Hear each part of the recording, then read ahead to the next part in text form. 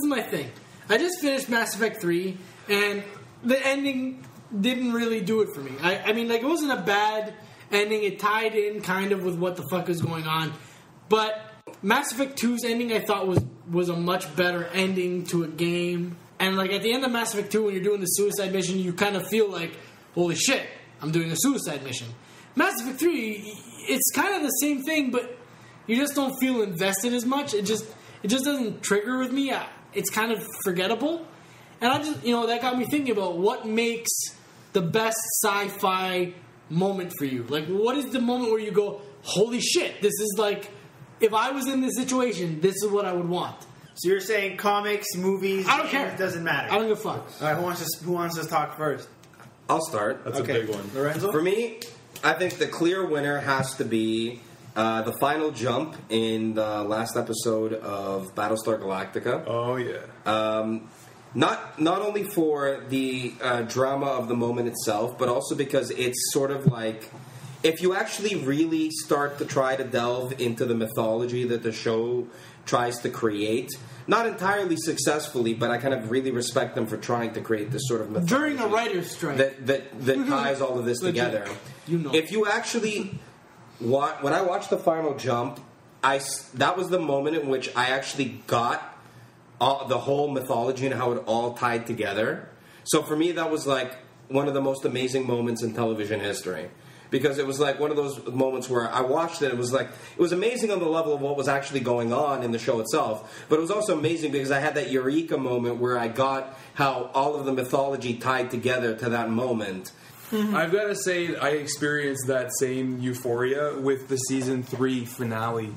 Even though what is the season? No, that was the best finale to a season I've ever seen in my entire life. The season was a shit show. Describe. The season was a shit show, and things were fucked up afterwards. The only thing that would have made that worse, the only thing that would have made that bad is that show got canceled and we never saw an episode again. When the final 4 of the 5 were revealed, and that fucking music was playing, and then the fucking Cylons were on top of them, and then fucking Starbucks shows up. And it was all like this, like just like that. Like I had chills. I love it was amazing. I legitimately the best. Like when I saw that, so good. When I saw that, because I was watching that with my now fiance. Essentially, when I saw that, I literally just at that moment I went to iTunes, I downloaded the entire soundtrack just for that fucking song because I didn't know what that song was called. I didn't know what that song was called. Soundtrack, download it because of that song. But I didn't even want like the original like Bob Dylan version or the fuck that. Or the other version after from the show. I wanted the version from the show. I honestly mattered. It was that moment. Think the Battlestar Galactica is one of the most powerful sci-fi series ever created by mankind. I think that it's just a tour de force on every fucking level. I mean, the only thing I would put up there with it is Farscape, which my favorite sci-fi moment. The writing on season 4 is just. And I'm gonna baffle everybody. I haven't finished it yet. I got it in Blu-ray. Cover your ears. My favorite sci-fi moment in Farscape. I can still hear you. I know. I'm loud. My favorite moment in sci-fi history. Don't spoil shit. Literally, and this is hard because like I love sci-fi. Don't do it. Is when John Crichton is in the elevator. I don't know what episode it is. It's a Hata Kotatsu or something.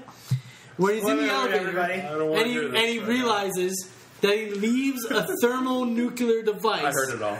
In an elevator because. I heard everything. What, just by accident? No, yeah, by accident. I honestly, oh fuck. No, but hold on. I think that shows something about like John Crichton trying to adapt to the scenario that he's put in when he's basically. So this doesn't really spoil much. It's just like he's totally just like fuck. He's cut off from like humanity, our humanity, and he's put into this situation where like everything is alien to him. And I think that the moment where you realize John Crichton as a character is John Crichton is this guy who was forced into this situation where he didn't want to be, and he doesn't really know how to deal with.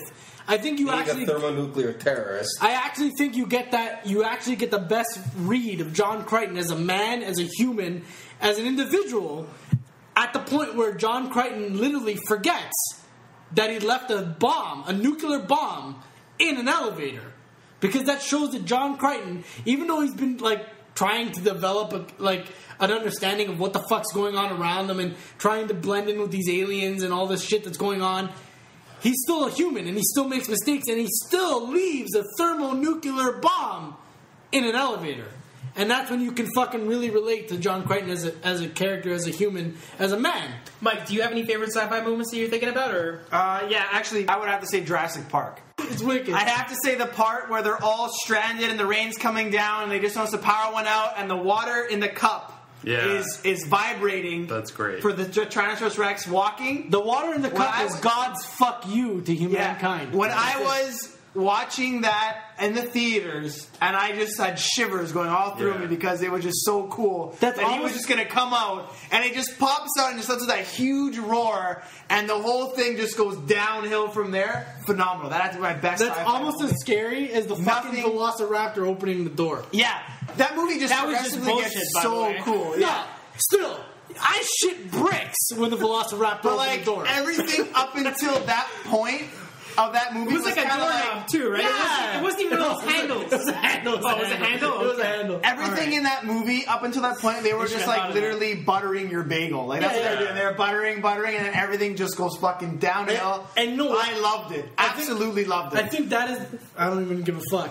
I think that is the beauty of sci-fi, where it actually shows you the flaws of humanity and how we think that we can control shit. Yeah, don't play God. Yeah, but that's the thing. Like, we always think, you know what? We can control this, and really, we fucking can't. And we should just not fuck around, because when we fuck around, T-Rexes happen. No, but Yeah, exactly. the thing I love The about water in your cup sci-fi, vibrates. the thing I love about sci-fi and fantasy is that they deal with taboo things by putting them into like fictional worlds. But my favorite science fiction moment is one that is essentially lost in time forever, because there's no way it's ever going to happen again. Thanks to the Terminator franchise, everyone knows fucking Arnold's a good guy afterwards, right? My favorite science fiction moment is if you watch the first Terminator, not knowing the rest of the entire series. Never mind, you shouldn't watch anything past 2 anyways, if you ask me. But Yeah, right. Agreed. No, I agree with you. you watch the agreed. first Terminator movie, and then you're watching the second Terminator movie, you see Arnold again, you're thinking, oh, this guy's obviously the villain. There's the other guy, but you don't know, because they're both acting weird. That one moment in the hallway in the mall where, like, the kid's stuck in the middle, and you see Arnold heading in one way, and you see the other guy heading in the other way, and you don't know, like, what the fuck's going to happen until the one moment where Arnold says, "Gets down!" and saves the kid. You're like, holy shit! Yeah, That is my favorite sci-fi moment of all time. true. and that is a huge step forward for fucking. And that makes me sad. It's like the same deal. Playback. Yeah, Good and it's stuff. this is another thing. Like, it's sort of like in Star Wars 2, where that's kind of ruined because you realize that, like, nowadays you know Darth Vader's Luke's father. Nowadays you also know that Arnold's a good guy in the later Terminator movies, and that's kind of shit. It screws it up. But it was a great moment, and it's a moment that's lost in time. And that's what I mean. It's a turning point for a fucking character, and that's the same thing with like my John Crichton fucking thing. Yeah.